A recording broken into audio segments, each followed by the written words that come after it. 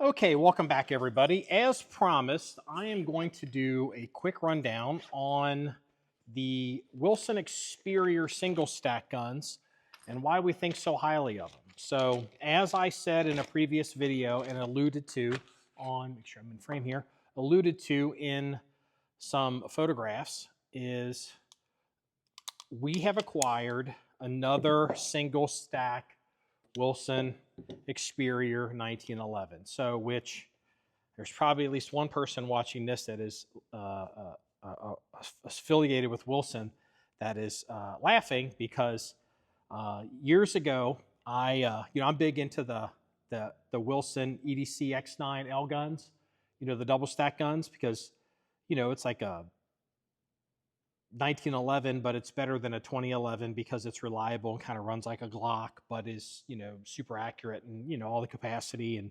durable and not lube sensitive and all that kind of stuff. So, getting back into the 1911 game as far as carrying, I was like, well, maybe I should consider getting a single stack 1911.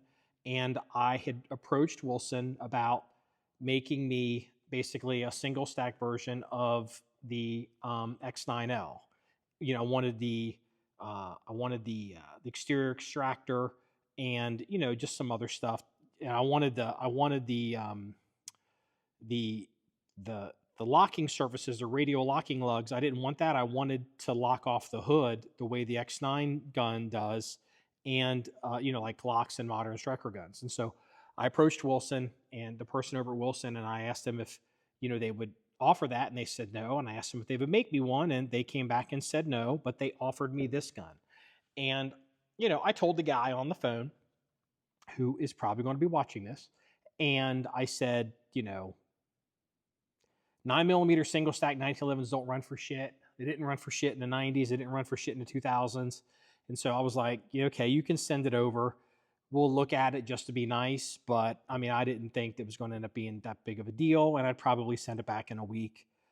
Long story short, we decided not only were we not going to send it back, we had decided that they were not going to be allowed to have it back. And so we demanded that we wanted to keep this gun. That's just how amazingly well the eXperior 9mm single stack gun runs, and blew us away. That totally kind of made me look like an asshole a little bit, but not completely unfounded for my opinions on that.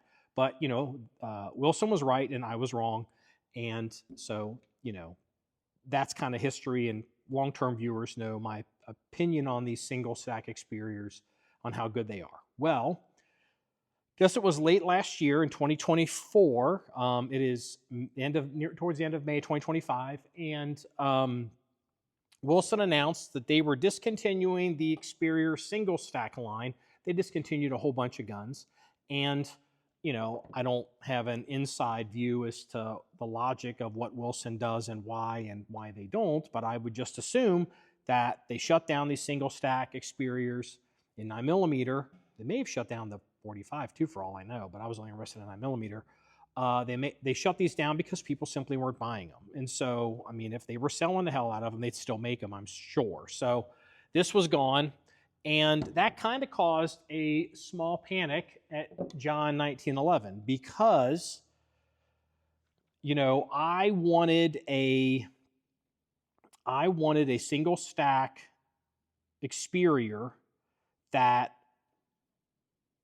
had more features on it so I could do more with it with training, low light, no light, nighttime shooting, mount a red dot on it. And I even considered cutting this gun up.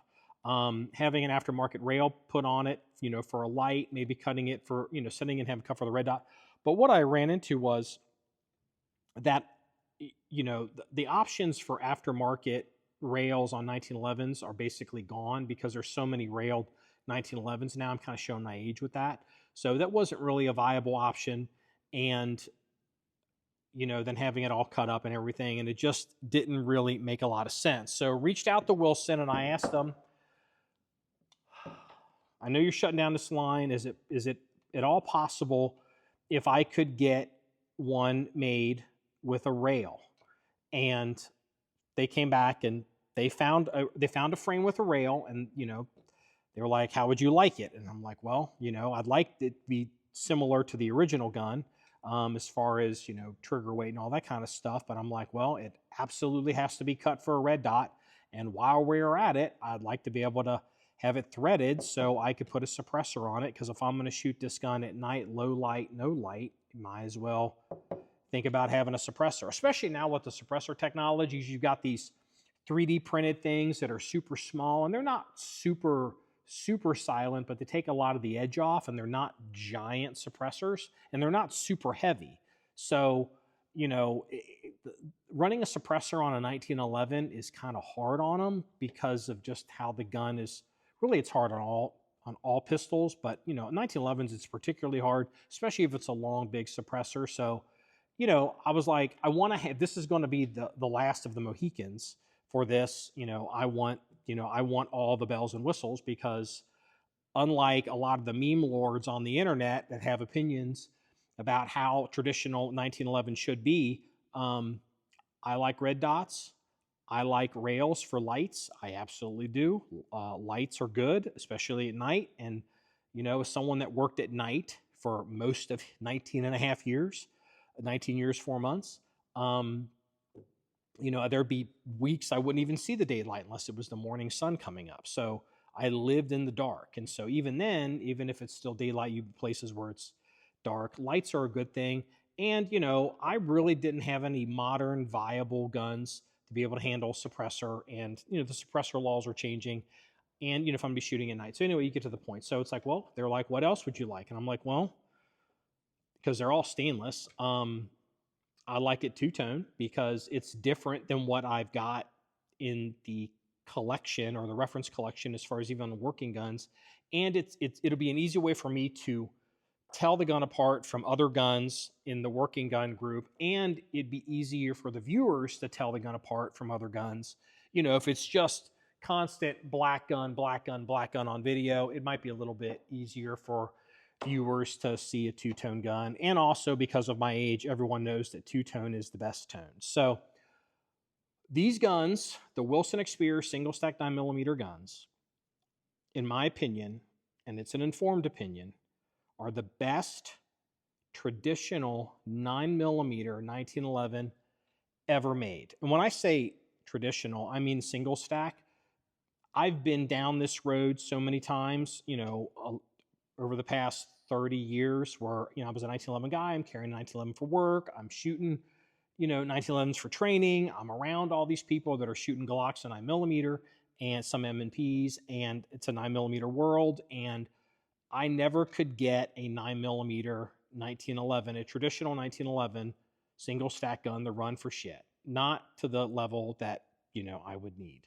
It's hard to get that short round to work with the extractor because it barely holds on.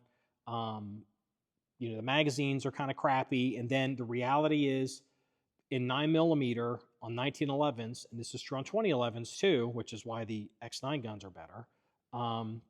In 9mm, most of these 1911s you see in 2011s, they're almost all of them are over railed and over lugged for 9mm. So they run, but if they get dirty or dry, they start to really, you know, shut down and slow down. They're just not as reliable as modern guns. It's because all these people are doing is they're sticking 9mm in these guns and they're not really changing anything. Well, you know, if you take an approach where you try to optimize a single stack 1911, a traditional 1911 for 9mm, you got to make some changes.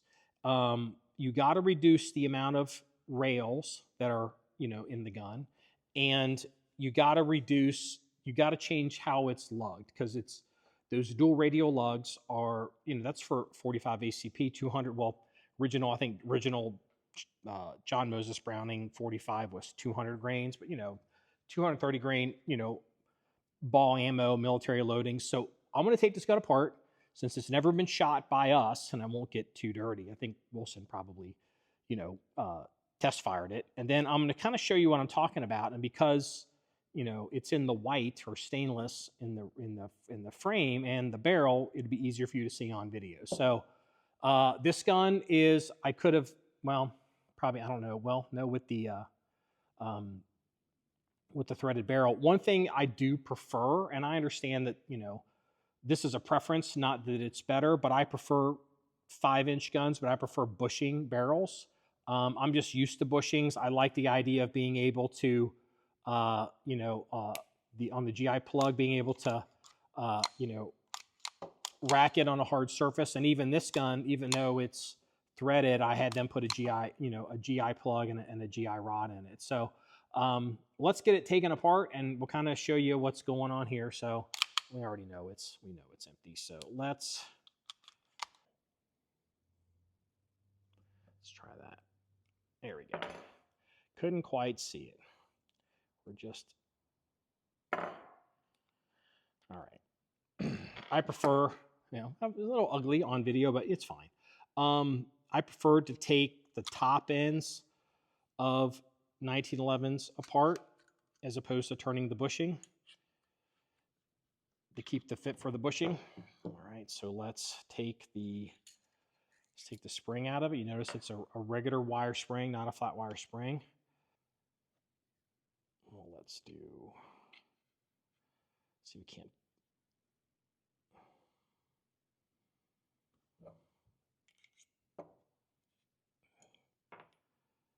Oh boy, this gun, it is tight. Keep the wear off the, oh, of course the link. Keep the wear off the bushing. So the two big selling points to me, on these guns, you know, is a single stack. Let's start with them being over railed. So what Wilson does is, like, Wilson, there's different ways to approach this and different ways that different people have done it. But what Wilson did is they're machining this frame is just the way they machine standard frames for all their guns, you know, which is fine. There may be some difference between 9mm and 45 as far as how they're making them, but, you know, they're machining it, and then they come through and they scallop out the rails. Just take a little, you know, just take it off, and it's on both sides. See if you can see that. Maybe you can see it. If you zoom it in, you can see how it's relieved.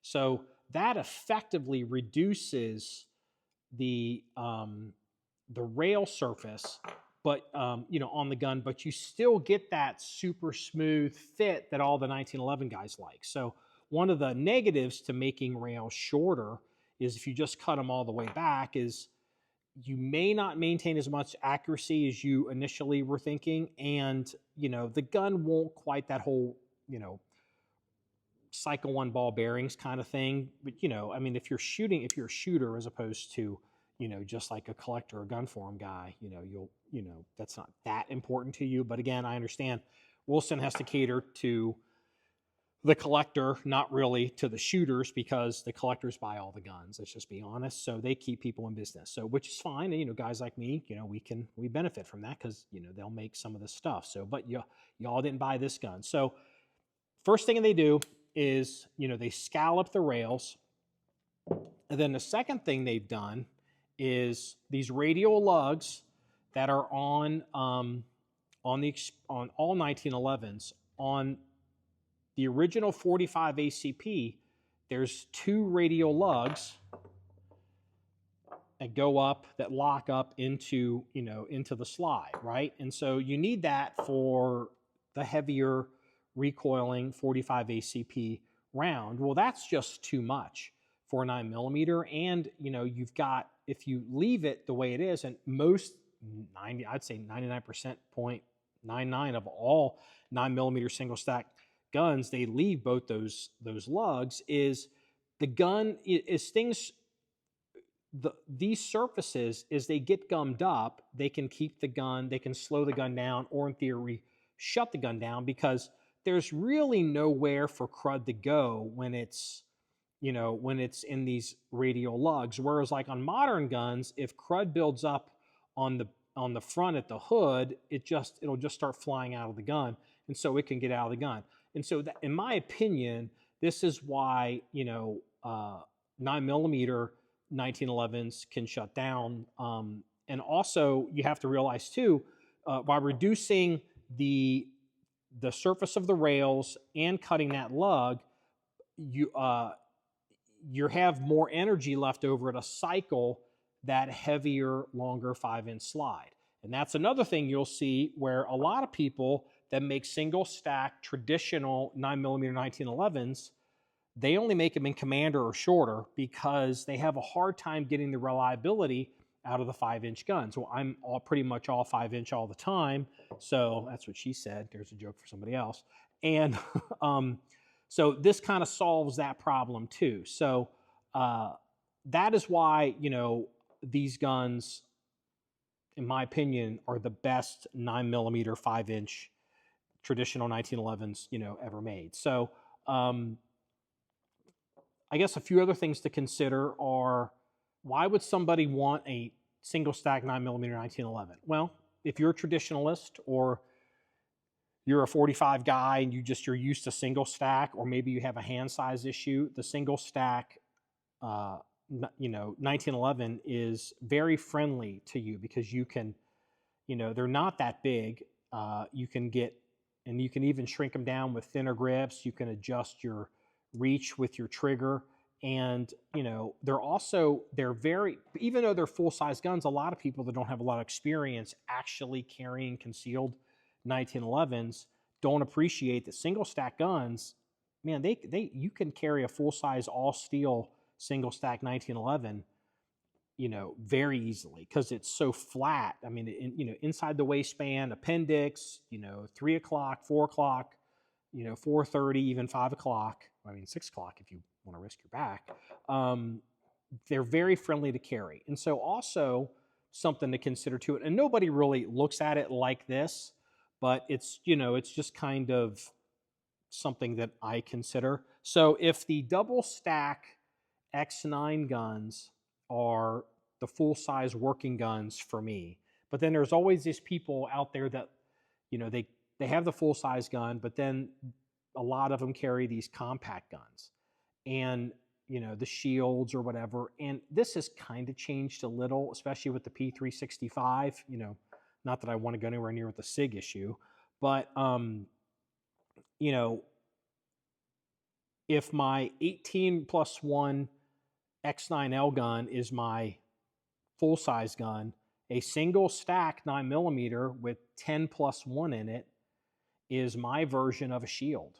I mean, if I can't, for some reason, can't get the X9 gun to work in a situation, I can certainly get these single stack guns to work. So for me, these are my compact guns. Yes, with the 5-inch slide and barrel. So, well, that's the reasons and a look inside these guns as to why I think that these are the best 9mm single stack 1911s ever made. I can't believe Wilson is shutting down the line, but, you know, the customer is always right, even though in this case they are dead ass wrong. And if you're interested in a single stack 9mm 1911 and you didn't buy one of these when they were available, I'm not trying to be ugly, but there's no other way to say it. You fucked up. Want to see numerous stories or pictures of videos of this gun, please go to the website at john1911.com. That's JOHN1911.com. Remember, it's all about shooting guns and having fun. Everybody, have a good day.